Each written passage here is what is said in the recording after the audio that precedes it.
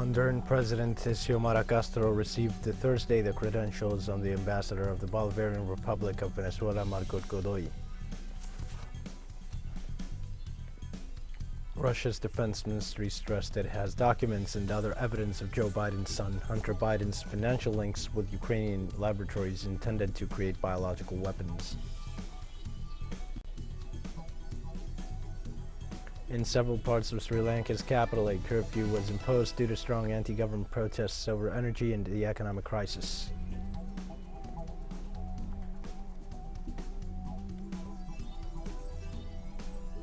Hi, this is From the South. I am your news anchor, Dio Martin, from the Telesur studios in Havana. We begin with the news. The president of Honduras, Xiomara Castro, received on Thursday the credentials of the ambassador of the Bolivarian Republic of Venezuela, Margot Godoy.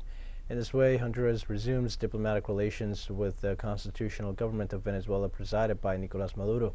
During the ceremony, President Xiomara Castro said that the reestablishment of relations with the people of Venezuela is part of the respect for international law that will characterize her government.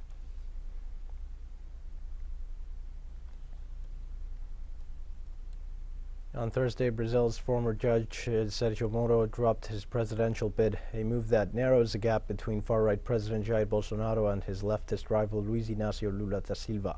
Moro left his Podemos party to join the right-wing Union Brazil after having 8% of voters support and polling third behind Bolsonaro and Lula in what seems to be a very polarized presidential race. Moro led the massive Lava Jato corruption probe that jailed Lula, then joined Bolsonaro's government as justice minister before quitting after falling out with the president. In addition, his reputation was stained after the Supreme Court decided to rule out Lula's convictions due to prosecutorial bias. So far, in the head of election day, Lula would get 43% of first-round votes, a side of 26% for Bolsonaro, according to pollster Datafolha.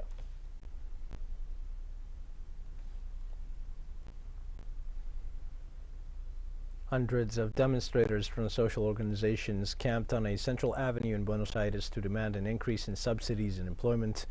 Social organizations in Argentina also rejected the agreement with the International Monetary Fund, which proposes the reduction of subsidies as a requirement to refinance the debt of $45 billion originated in 2018 during Macri's administration. The protests that hampered traffic in the center of the capital began on Wednesday and continued on Thursday.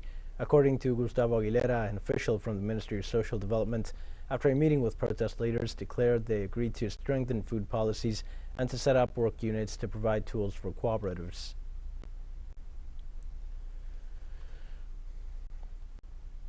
And in Venezuela, President Nicolás Maduro met with the prosecutor of the International Criminal Court, Karim Khan, and they agreed to open an office of the organization in Caracas.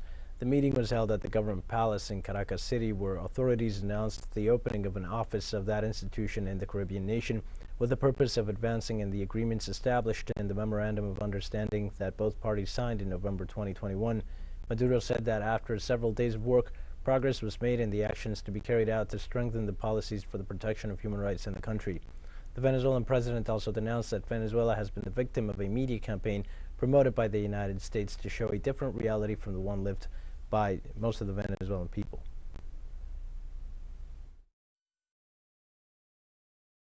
We have been engaged in discussions, improve the processes of dialogue, of cooperation, and the processes of complementarity between the Prosecutor's Office of the International Criminal Court and the Venezuelan state. So the agreements we reached by consensus are very important. Likewise, a prosecutor of the International Criminal Court confirmed that the organization will open an office in the city of Caracas as part of the agreement reached in the talks with the Venezuelan government. We have had some constructive and remarkable exchanges in many senses. The parties have agreed, Mr. President. You have also agreed that my prosecutor's office will be able to open, or the ICC prosecutor's office will be able to open an office here in Caracas. It is a very important step, very significant, and it will allow me to fulfill my responsibilities in accordance with the Rome Statute and to engage with the Venezuelan authorities here. And 28,000 Venezuelans who were residing abroad have returned to their home country through a plan called Back to the Homeland. These people had migrated due to the illegal sanctions imposed by the United States. Let's see what the experience of some of them has been after having returned to their territories. From Caracas, our correspondent Madeline Garcia with the details. This is a modest neighborhood, the pastoral parish, to the west of Venezuela's capital. Here lives Ruben. He arrived from Peru, where he lived for 3 years after emigrating like many others, due to the economic situation of the country made worse by the illegal sanctions and the blockade of the United States, which hit hard on the people. He left his wife and children and also the stability of his home. I did not achieve my objectives in the end. I just lost time with my family and now I have paid the price for it. I have 3 children with my partner, but as a result of me leaving, our relationship ended and now I'm separated. His aunt, who practically raised him, did not know about his departure until the very last moment. She knew that this experience promoted from people abroad to hurt the country would leave him with a bad taste. But still, she lighted many candles to the saints so he would be protected from xenophobia. And now the important thing is that he has returned. It was quite painful for me, and then when he came back, he was welcomed. If you go abroad searching for a benefit, and when you come back you didn't fulfill your expectations, to me it was not good at all. A little cup of coffee with the smell of family. That's what he really needed. He saved every penny until he was able to buy his ticket, and he arrived at a different Venezuela. The economy has improved, and he earns now almost as much as he did in Peru. When I left, there were lines to buy bread, to buy flour and bread, and now it isn't like that, so it's been a bit of shock. This is different Venezuela, of which I didn't know about. The number of Venezuelans who have returned by their own means is unknown, but the figures of those coming back through the Venezuelan government's plan amount to almost 29,000, who have arrived in over 60 free flights from 21 countries.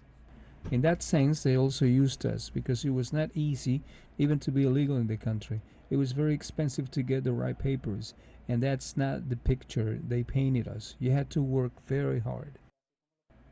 Like him, others left convinced that Venezuelans would be met with open doors. At least, that's what he heard from the government's ally to the United States. Madeline Garcia, Telesur, Caracas, Venezuela. We're going to take a short break now. Please join us again after this.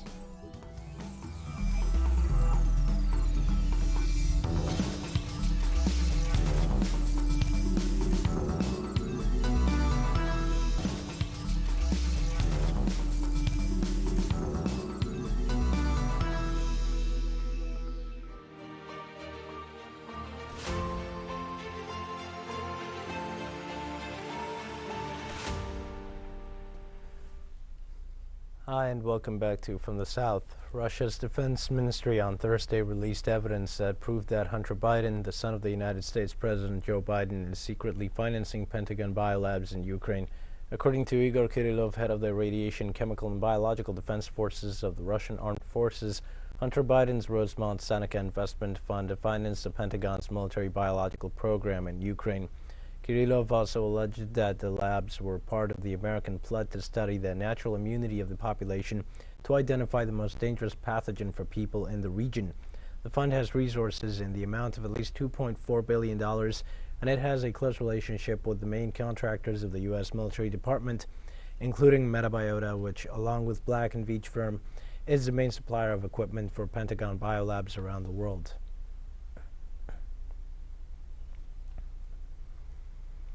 And Turkey noted the possibility of a high-level meeting between Moscow and Kiev at the level of foreign ministers.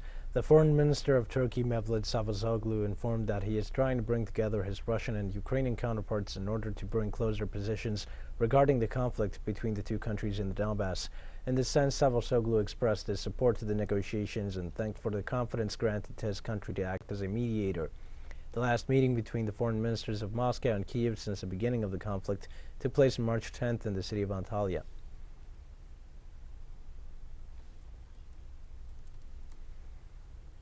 Members of the Organization of Oil-Producing Countries and their allies are holding a virtual meeting on Thursday to discuss strategies related to oil pumping. During the meeting with the presence of Russia, it is expected that issues related to prices and production of crude oil during the month of May be discussed.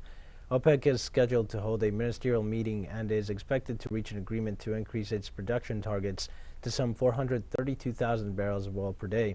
Saudi Arabia and the United Arab Emirates, which have the greatest share of oil production, are resisting calls for higher pumping and argue that the group should stay out of politics.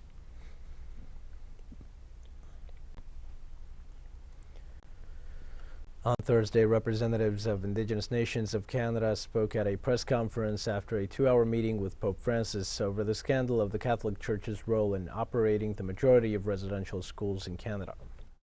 As we seek to find the truth of what happened to our children, our loved ones, our family, and community members who never returned home from the residential schools, it has reminded us that there is still much truth to be uncovered and even greater healing that is needed. It'll take many years to assess the impact of the discovery of the unmarked graves. At the Doha Forum in Qatar, participants denounced U.S. and Western countries for actions that caused hundreds of thousands of deaths and displaced millions as asylum seekers. During the Doha Forum, a 2-day event in the Qatari capital on Sunday, over 100 politicians, business leaders, and scholars from across the world met to discuss ways to further improve global governance and cope with common challenges. According to participants, Western countries, including the United States, should take responsibility for the human cost of their actions in the Middle East, with their failed interventions impacting on millions of innocent people and causing widespread instability across the region.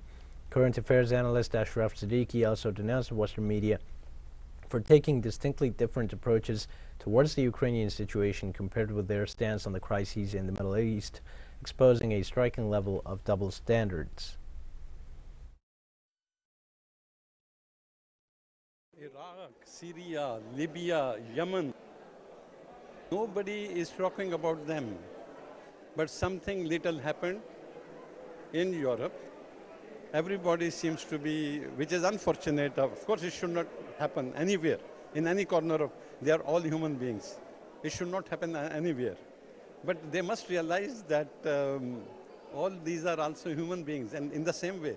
But as far as the major countries, the developed countries, the rich countries, they must realize that what is their responsibilities towards these human beings. We have more news coming up after a final short break. Please stay with us.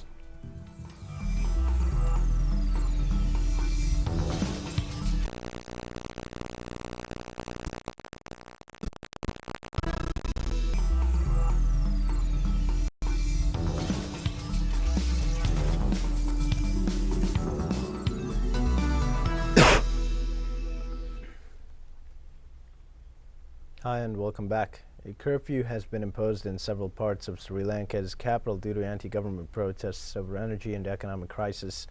These protests come at a time of deep economic and energy crisis. Colombo, the commercial capital and largest city of Sri Lanka by population, has requested financial aid from India, China, and the International Monetary Fund to be able to pay for basic commodities such as diesel and medicines. Sri Lanka suffered 10 hours of power outages yesterday due to fuel and foreign exchange shortages. The chairman of Public Utilities acknowledges that they have not been able to pay $52 million for a shipment of diesel, and power cuts of up to 13 hours are expected. Latest reports say protesters have attempted to take over the residence of President Gotabaya Rajapaksa.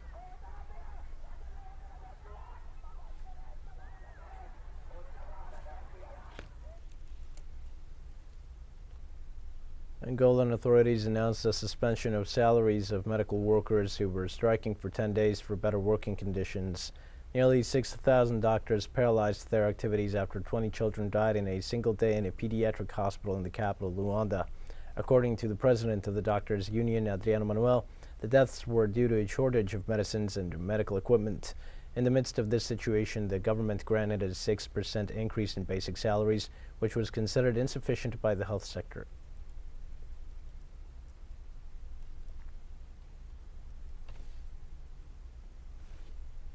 Kenya's top court blocked President Uhuru Kenyatta's bid for changing the constitution. Kenya's Supreme Court ruled Thursday that a controversial bid by the president to change the constitution was illegal, which means a blow for him and his allies ahead of elections in August. Nevertheless, it left open the possibility for reforms, popularly known as a Building Bridges initiative, that can be submitted again by Parliament or through other means so long as the president is not involved in the changes. Kenyatta argued that the change would make politics more inclusive and help end repeated cycles of election violence. The timing of the reforms spurred speculation in recent years that the president might be seeking to remain in power by establishing the post of prime minister as part of the BBI.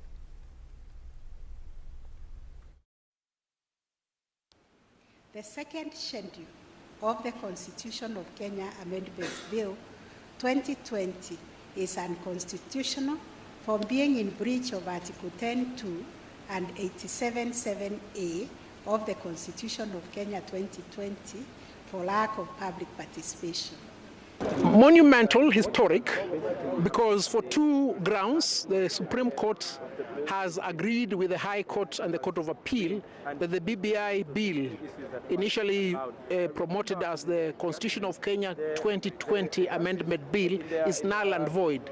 Null and void for the following reasons. One, because it was not a popular initiative. It was not a people-initiated process, but it was one that had been conceptualized and put in place by President Uhuru Muigai Kenyatta and his brother Raila Amolo Odinga.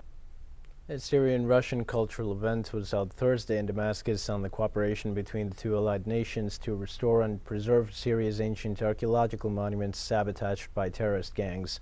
More details in the following report by our correspondent in Damascus, Xiomara Castro. The activity began with a conference organized by the Russian Cultural Center in Damascus, where a documentary was shown about the recent restoration performed by the Russian and Syrian archaeologists of the historic Afka Spring in Palmyra, which dates back 6,000 years, as well as the importance of bringing life back to this millenary Syrian city. A work that seeks to rescue all the vestiges of the city and that the Russian archaeologists claim to continue despite the current Western onslaught that their country is facing.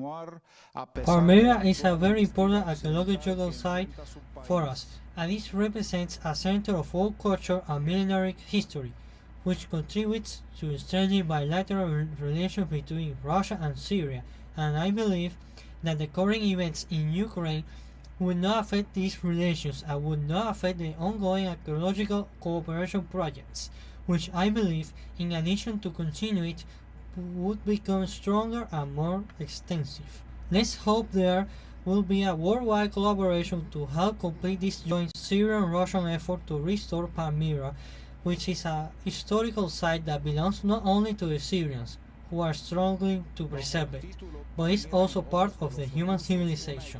Under the title Palmyra in the Eyes of the Russians, a photographic exhibition organized by a Russian artist was also part of the event. More than 40 photographs shed light on the serious damage suffered at the hands of terrorist gangs to the various monuments of the city inscribed on UNESCO's list of World Heritage Sites. The artist claims to complete the documentation of all the Syrian archaeological sites in order to make it available to the whole world. Syria has a magnificent and authentic history and civilization, and Palmyra is an outstanding part of this history. And what the terrorists did is terrible and unbearable, and I have shown it in my paintings. I hope that with the support of the archaeologists of my country, they can repair all or part of these monuments and vestiges of great value not only for Syria but for the whole world. We work tirelessly to restore our archaeological heritage and to record the splendor it had before the beginning of the war, because Syria is the paradise of archaeologists, and unfortunately now the foreign archaeological expeditions that used to operate in Syria no longer collaborate with us due to the hostile political stance of their respective governments towards Syria. The Pearl of the Desert was occupied twice in 2015 and 2016 by Daesh terrorists who left their mark of hatred on the city millenary's Greco-Roman ruins before being defeated by the Syrian Arab army and its Russian allies. However, Syrian archaeologists, with the support of their Russian colleagues, despite the difficulties caused by the Western blockade, are making progress in the restoration of the city as part of an ambitious archaeological cooperation project covering all of Syria's historical heritage. Xiomara News, Telesur, Damascus, Syria. With that, we've come to the end of this news brief. Remember, you can find these and many other stories on our website at Telesur English. You can also join us on social media for all the latest news. We're on Facebook, Twitter, Instagram, and Telegram. For Telesur English, I am Dio Martin. Thanks for watching.